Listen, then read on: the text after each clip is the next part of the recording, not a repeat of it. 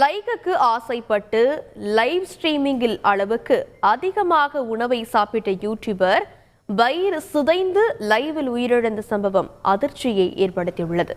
இது குறித்து விரிவாக பார்க்கலாம் இந்த தொகுப்பில்.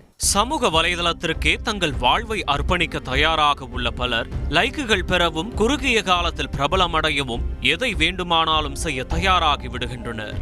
அதற்காக சேலஞ்ச் என்ற பெயரில் ஆபத்துகளை தானாய் தேடி சென்று குதிக்கின்றனர். சாகசங்களை மேற்கொள்வது, கமெண்ட்டுகளில் சொல்லும் செயல்களை வீடியோவாக வெளியிடுவது என பல சேலஞ்சுகள் அதில் அடங்கும்.